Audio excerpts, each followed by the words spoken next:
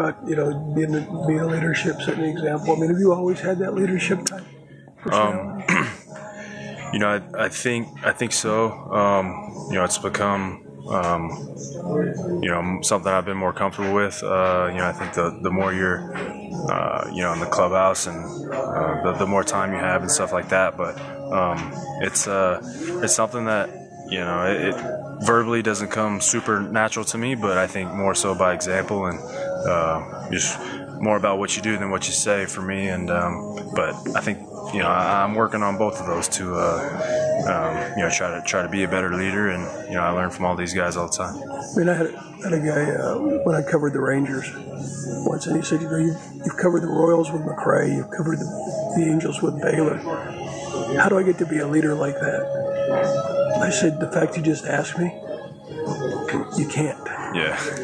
I mean, it is something, though, that just kind of evolves, right? It's not something you sit out and say, this is what I'm going to do today. Right. I think you can definitely, learn. I think you can learn to be a leader, but, there is certain people that, it's just kind of, they gravitate to. And, I think those are the really special ones and the guys that you really want leading your team. So,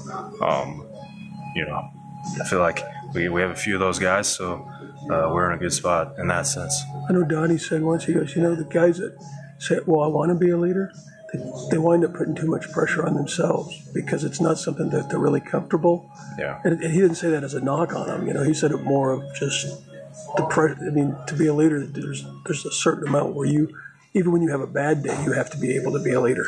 Yeah, exactly.